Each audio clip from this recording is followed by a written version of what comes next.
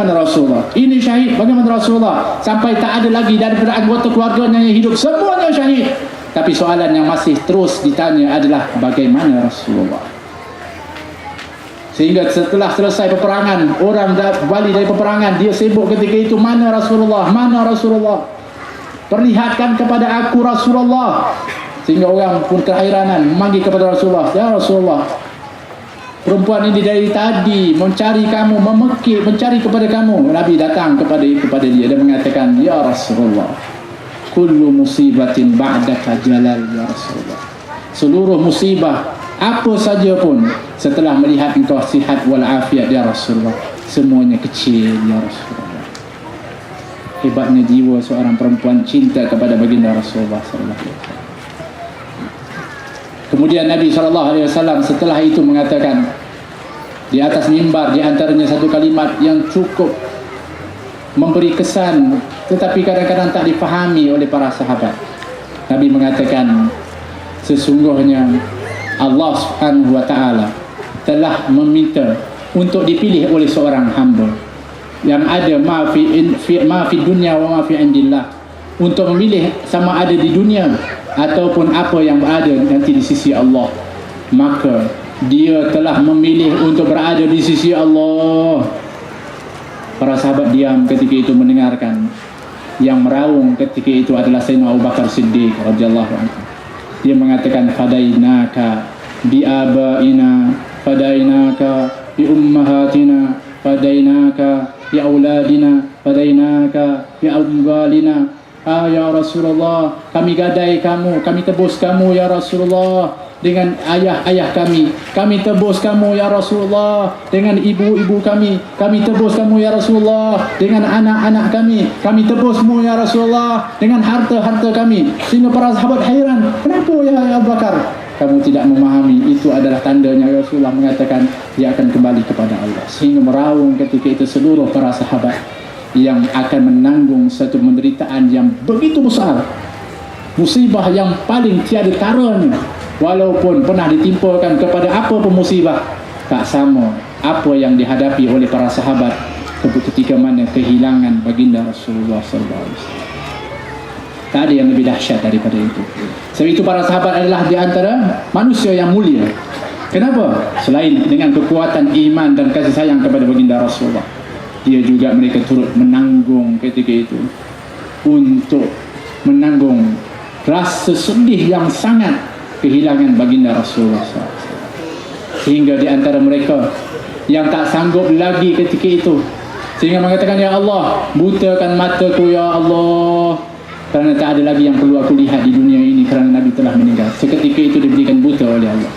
Sayyidina Bilal bin Rabah tak sanggup lagi duduk di Madinah. Beberapa dan juga begitu juga sampai himar atau keldai baginda Rasulullah sendiri pun ketika itu tak sanggup hidup lagi, terjun masuk ke dalam perigi membunuh dirinya. Ya, dahsyatnya apa yang ditanggung. Sehingga Sayyidah Fatimah ketika mana para sahabat masukkan baginda Rasulullah, jasad yang mulia, ketika itu nak ditimbus, ketika itu nak ditutup, maka ketika kata Sayyidah Fatimah, alangkah teganya kamu, sanggupkah kamu meletakkan tanah di atas jasad baginda Rasulullah? Sahabat tak sanggup, sahabat menangis semua. Tapi ini sudah diajarkan oleh baginda Rasulullah. Sanggup tak letakkan tanah itu di atas jasad ini, jasad baginda Rasulullah? Allah. Kerana itu ketika mana Nabi wafat, semua orang dah tak rasional lagi. Ada di kalangan mereka seperti Sayyidina Umar yang sanggup ketika itu sampai mengatakan, Nabi Muhammad itu mati, aku akan pancung kepala. Tak kira lagi yang ketika itu meraung, tak kira lagi yang berbagai keadaannya. Sehingga ditenangkan oleh Sayyidina Abu Bakar Siddiq, yang mana Sayyidina Abu Bakar Siddiq ketika menenangkan kepada para sahabat. Hadirin hadirat, kita ini umat Nabi Muhammad dirindui oleh baginda Rasulullah. Dan kita adalah umat yang paling beruntung kerana kita mempunyai kelebihan yang cukup luar biasa diberikan oleh Allah dengan berkat baginda Rasulullah SAW.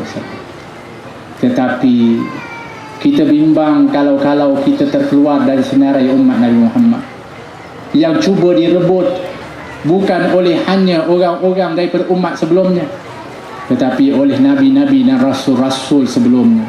Mereka nak rebut peluang nak jadi umat Nabi Muhammad.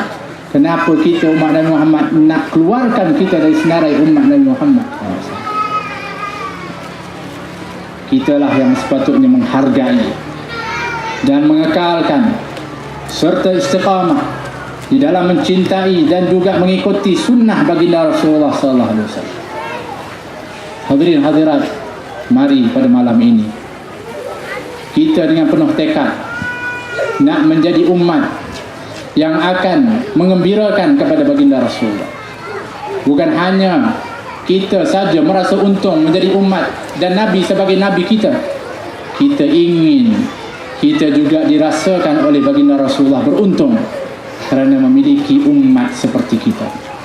Kita ingin kalau baginda Rasulullah datang ke rumah-rumah kita atau pelajar, Nabi masuk ke dalam bilik-bilik kita, Nabi lihat dinding rumah kita yang tertampal di situ bukan gambar-gambar yang tak sepatutnya, yang akan menyedihkan kepada baginda Rasulullah.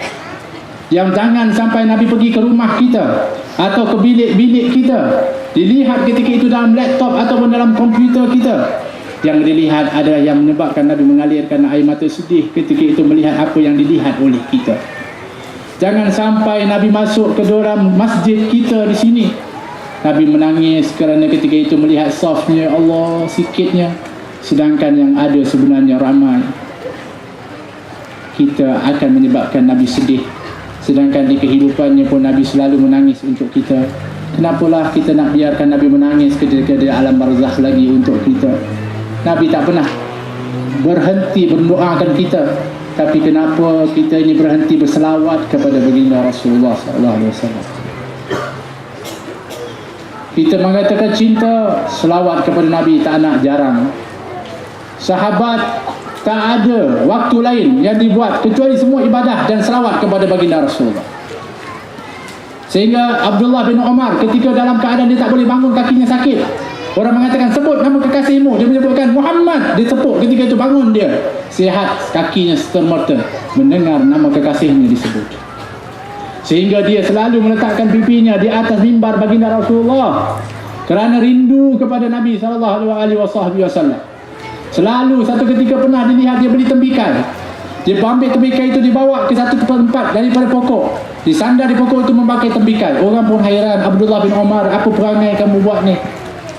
Dia mengatakan, dulu aku pernah lihat Rasulullah SAW makan tembikai di bawah pokok kurma ini, maka aku nak buat seperti itu. Sampai dahsyatnya di dalam kecintaannya kepada baginda Rasulullah, semua apa yang dibuat oleh Nabi nak ditiru oleh para sahabat. Bukan hanya para sahabat, bahkan para tabi'in yang tak jumpa juga kepada Nabi. Bahkan tabi'in tak pernah jumpa kepada Nabi. Seperti Imam Abu Hanifah, Imam Malik, Imam Syafi'i, Imam Ahmad bin Hanbal, dan juga imam yang lainnya, para ulama as-salihin. Semuanya dahsyat di dalam mengikuti sunnah Nabi. Kenapa? Kerana cinta yang luar biasa kepada baginda Rasulullah sallallahu alaihi wasallam. Demikian Nabi mengatakan, akhir zaman nanti akan ada satu orang dalam umat yang selepas kamu, kata baginda Rasulullah, yang mereka itu sangat dahsyat dan ingin untuk melihat kepada aku, walaupun terpaksa dia menggadai keluarga dan hartanya. Adakah mereka itu kita? Tanya kepada diri kita. Nak tak kita melihat kepada baginda Rasulullah? Tapi balasannya kita sanggup mengorbankan apa saja yang kita ada demi untuk bertemu dengan baginda Rasulullah. Kalau masih belum sanggup, kita belum lagi masuk daripada orang-orang yang bercinta kepada baginda Rasulullah, seperti para sahabat, seperti yang disebutkan Hatim bin Adi, seperti mana yang disebutkan Amr bin Latinah, yang ketika mana nak dihukum mati, ketika itu Abu Sufyan mengatakan, kalau bagaimana kau rasa, bentar lagi kau akan sekarang ni dia dihukum, diseksa, dihiris badannya, bukan langsung dibunuh, dihiris sedikit-sedikit. Bayangkan kesakitan yang disanggung. Apa yang ditanya kepada dia, apakah kau rela dan redha dan suka kalau tempatmu sekarang ini digantikan oleh Muhammad, sedang kau sekarang ini bersama dan gembira dengan keluargamu? Apa jawab dia? Wallahi, demi Allah, aku tak rela dan tak rela. Bukan hanya dengan seksa yang dikenakan seperti ini kepada Nabi. Bahkan ketika aku sedang seronok dengan keluargaku pun, Nabi tertusuk duri yang kecil itu pun aku tak bahagia dan aku tak rela. Ini kau nak suruh aku ganti seperti ini? Sama sekali tidak. Sehingga Abu Sufyan mengatakan, luar biasa, luar biasa. Aku tak pernah lihat orang yang sangat cinta kepada orang yang lain seperti sahabat Muhammad yang cinta kepada Muhammad. Allah. Ketika matinya Sayyidina Khubayb, dia mengatakan, ya Allah, kirim salam kepada baginda Rasulullah sallallahu alaihi wasallam. Dipancung dia. Terus ketika Nabi bersama para sahabat, Nabi mengatakan, waalaikumsalam ya Khubayb, kamu telah syahid di jalan Allah. Dijawab langsung oleh baginda Rasulullah. Salam kita sekarang ini pun sedang disambut oleh baginda Rasulullah. Sedang disebut nama kita. Bahkan yang lebih luar biasa dalam hadis Nabi mengatakan, aku akan menjawab salam kamu Fulan bin Fulan. Nama ayah kita juga akan disebutkan kepada baginda Rasulullah. Alangkah berjasanya kita kepada ayah kita apabila kita hadir dalam majlis-majlis umpama ini dan berselawat kepada baginda Rasulullah sallallahu alaihi wasallam. Oleh kerana itu, marilah kita perbanyakkan dan meneguhkan rasa cinta kepada Nabi. Sebelum kita pulang, tanamkan iktikad dalam diri kita. Tanamkan niat dalam diri kita yang mendalam. Aku cinta kepada Nabi dan aku akan buktikan cinta itu. Yang pertama, ya Rasulullah, aku akan berusaha dengan sunnah yang aku tahu, aku nak buat. Sunnah yang kecil-kecil, tak perlu yang terlalu besar. Yang kecil-kecil yang kita buat harian, bermula daripada kita bangun tidur, kemudian kita nak berpakaian, kemudian kita nak melangkah, kemudian kita nak keluar rumah, semuanya Masya Allah. Seperti mana kita masuk dalam pasar, sekarang ni ada orang meniaga, umpama pasar, bayangkan Nabi berikan kepada kita. Nabi ni pemurah. Allah berikan kurnia kepada Nabi untuk nak bagi kepada kita itu satu perkara yang mana boleh ditentukan oleh Nabi. Nabi kata, barang siapa yang masuk pasar, dia baca la ilaha illallah wahdahu la syarikalah, lahul mulku wa lahul hamdu yuhyi wa huwa hayyul la yamut biadihil khair wa huwa ala kulli syai'in qadir, maka dia akan mendapatkan 1,000,000 pahala. Dia akan menggugurkan 1,000,000 dosa. Dia akan meninggikan 1,000,000 darjat. Kita masuk pasar tadi baca tak doa tadi tu? Tak baca. Kenapa? Mungkin tak tahu. Yang keduanya kita lalai. Ganjarannya berapa? 1,000,000. Siapa yang cakap? Baginda Rasulullah. Tawarannya hebat dan luar biasa. Berapa kali kita pergi pasar satu hari? Selalu. Pergi masjid? Jarang. Doa masuk masjid, baca, Masya Allah, bagus. Tapi jarang masuk. Masuk pasar banyak, tapi tak baca doa. Kan rugi. Kenapa? Sebab kita tak tahu. Kenapa tak tahu? Tak kenal. Kenapa tak kenal? Tak cinta kepada baginda Rasulullah SAW. Sebab itu para ulama dulu hebat. Sebab apa? Cintanya luar biasa. Akhirnya sunnah terpenuh, perbuatannya terpandu. Semuanya senang bagi mereka sebab cinta. Marilah juga pada malam ini kita hidupkan pula lagi dan memperbanyakkan salam dan selawat kepada baginda Rasulullah. Saya sangat berpuas hati. Saya bukan sekali bersama dengan Al-Maulid, selalu. Di sini Alhamdulillah sahutan selawat itu disahut, zikrullah disahut, Alhamdulillah. Ada tempat lain yang kadang-kadang kita ni jadi macam kumpulan lama, Rafiq. Jadi tak jadi Al-Maulid dah. Tapi dulu masa Rafiq, masa MI dulu, mereka hulumat, semua nyanyikan. Mereka tinggal ambil duit je. Hari ini nak ajak untuk selawat, untuk berzikir, sepatutnya kita sahut. Lebih besar pahalanya.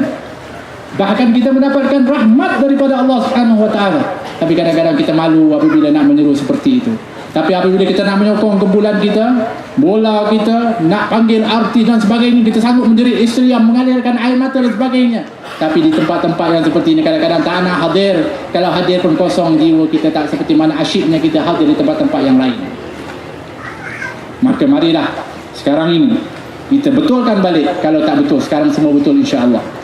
Untuk kita nak supaya benar-benar mencintai kepada Allah dan kepada baginda Rasulullah, hidupkan sunnah Nabi, banyakkan selawat kepada baginda Rasulullah sallallahu alaihi wasallam. Dan terakhir saya nak pesan satu pesan yang cukup berat. Saya terpaksa nak pesan yang ini, iaitu buatlah Sesuatu perbuatan yang baik itu mulakan dengan Bismillahirrahmanirrahim. Berat tak? Berat ke tak berat? Berat, sebab tak boleh buat nanti. Lepas ni balik bukan nak buat pun. Tak percaya tengok lah.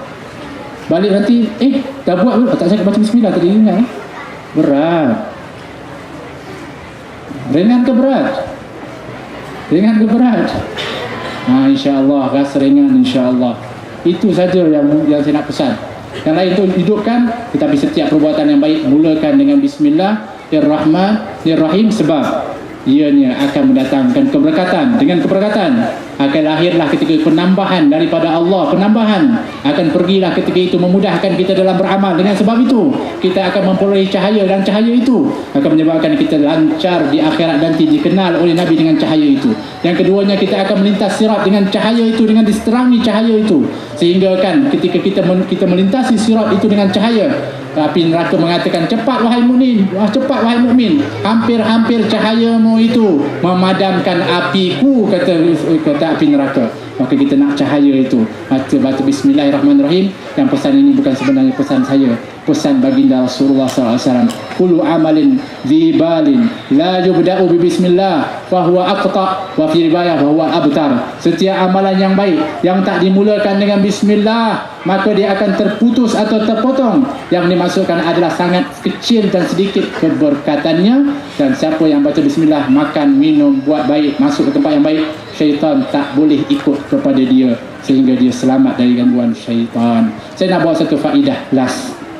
Barang siapa yang minum dan makan dengan bismillah, selama mana yang masuk dalam mulutnya, mengalir di dalam badannya, dimulakan dengan bismillah, selesai alhamdulillah, itu je. Setiap mana air atau makanan mengalir dalam badannya itu, insya-Allah dia tak mudah untuk buat maksiat. Sebab apa? Sebab syaitan tu ada dalam dalam darah. Tapi kita makan, dia masuk dalam darah kita, kalimat Bismillahirrahmanirrahim melindungi itu, insya-Allah. Boleh tak insya-Allah? Mudah-mudahan kita berdoa kepada Allah, mudah-mudahan Allah Subhanahu wa taala memberikan rahmat kita pada hari ini. Dan rahmat itu bukan hanya dicucurkan di sini, bahkan kepada rumah tangga kita. Amin. Ya Allah, ya Tuhan kami berkumpul pada hari ini, ya Allah. Kami mengharap kepadamu, ya Allah. Kami hamba kepadamu, ya Allah. Kami fakir kepadamu, ya Allah. Kami miskin kepadamu, ya Allah. Ya Kau bantulah kepada kami, ya Allah. Keturunkan rahmat, ya Allah. Beri nikmat-Mu kepada kami, ya Allah. Ya Allah, kami berkumpul kerana cinta kepada baginda Rasulullah sallallahu alaihi wasallam. Ya Allah, akan menyatakan cinta kepada kekasih-Mu Nabi Muhammad sallallahu alaihi wasallam, ya Allah. Ya Allah, sampaikan rasa cinta dan salam dan selawat kami kepada baginda Rasulullah sallallahu alaihi wasallam. Ya Allah, ya Tuhan kami, kabulkan seluruh hajat-hajat kami dan kehendak kami, ya Allah. Engkaulah yang Maha Tahu, ya Allah. Ya Allah, ya Tuhan kami, ampunilah dosa-dosa kami, ya Allah. Terimalah taubat-taubat kami, ya Allah. Kami hamba yang banyak berdosa kepadamu, ya Allah. Kami datang dengan dosa yang banyak, ya Allah. Baginda Rasulullah mengatakan, barang siapa yang datang majlis seperti ini akan diucapkan, Gumu maghfuran lakum qad budila sayyi'atukum hasanat. Bangun nanti kami, ya Allah, seperti mana yang Nabi ceritakan, akan diserukan, bangunlah dengan keampunan daripada Allah. Telah ditukar kejahatan dan keburukanmu dengan pahala. Mudah-mudahan kami akan ditukar keburukan kami dengan pahala oleh-Mu, ya Allah. Ya Allah, ya Tuhan kami, bukan hanya ampuni kami, ya Allah, ampunkan kedua orang tua kami, ya Allah. Kalau mereka telah meninggal dunia, ya Allah, lapangkan kubur mereka, ya Allah. Jadikanlah kubur mereka daripada taman syurga, ya Allah. Tempatkan mereka dengan para salihin, ya Allah. Ya Allah, kalau ketika mereka hidup, ya Allah, mereka pernah cuai di dalam kewajipan kepadamu, ya Allah. Kerana mereka dulu sibuk menguruskan kami, ya Allah, ampunkan mereka, ya Allah. Kalau mereka pernah makan yang haram, ya Allah, itu kerana nak mencukupkan kami, ya Allah, ampunkan kepada mereka, ya Allah. Kalau mereka tak buat apa yang Kau perintahkan, ya Allah, itu kerana kami sebenarnya yang menangis dan menarik mereka, ya Allah. Ampunkan kepada mereka, ya Allah. Kami kasih kepada mereka, ya Allah. Kalau yang masih hidup, ya Allah, panjangkan umur mereka, ya Allah, dalam ketaatan kepada-Mu dan Rasul. Ya Allah, jadikanlah kalimat terakhir mereka dan kami, ya Allah, di atas muka bumi ini, La ilaha illallah Muhammadur Rasulullah sallallahu alaihi wasallam dengan hakikat yang sebenar, yang benar-benar yang akan diperakui oleh-Mu ya Allah, yang akan memberatkan mizan ya Allah, yang akan menyebabkan kami masuk syurga ya Allah, yang menyebabkan kami bersama dengan baginda Rasulullah sallallahu alaihi wasallam. Ya Allah ya Tuhan kami, jadikanlah kami hamba-hamba yang beriman, teguhkan iman kami, kuatkan takwa kami, berikan kami keampunan, berikan kami kekuatan ya Allah, angkat balak-Mu ya Allah, jangan Kau timpakan kepada kami ya Allah. Apa yang telah tertimpa ya Allah, Kau angkat ya Allah, Kau tawarkan ya Allah, Kau berlalakan ya Allah, janganlah Kau timpakan kepada kami musibah ya Allah. Ya Allah ya Tuhan kami, begitu juga negara-negara Islam yang lain ya Allah, berikan keamanan, kesejahteraan, dan juga ya Allah lindungi kepada seluruh kaum muslimin ya Allah, menangkan kepada kaum muslimin ya Allah, muliakan kepada kaum muslimin ya Allah. Ya Allah ya Tuhan kami, berikanlah kemuliaan kepada kaum muslimin ya Allah, ingatkan mereka kepadamu ya Allah, ingatkan mereka kepada Nabi-Mu ya Allah, ingatkan mereka kepada Al-Quran, ingatkan mereka kepada sunnah baginda Rasulullah sallallahu alaihi wasallam ya Allah. Ya Allah ya Tuhan kami sangat berharap kepada-Mu ya Allah. Tiada lagi yang diharapkan kecuali kepada-Mu ya Allah. Ya Allah, ya Allah, Allahumma hdina bi hudak waj'alna mimman yusari'u fi ridak wa la tuwallina waliyan siwak wa la taj'alna mimman khalafa amraka wa asar wa hasbunallahu wa ni'mal wakeel wa la hawla wa la quwwata illa billahil aliyyil azim. Allahumma ij'al jam'ana hadha jam'an marhuma wa tafarruqana min ba'di tafarruqan ma'suma. Rabbana atina fid dunya hasanah وفي الآخرة حسنة وقنا عذاب النار. وصلى الله على سيدنا محمد وعلى آله وصحبه وسلم والحمد لله رب العالمين. السلام عليكم ورحمة الله وبركاته.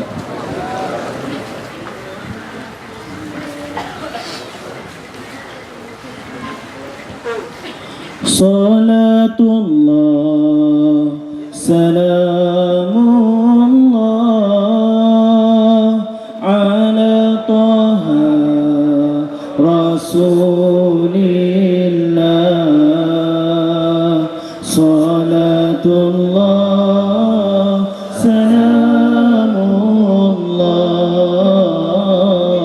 على ياسين حبيب الله. صلاة الله سلام الله على طه رسول الله.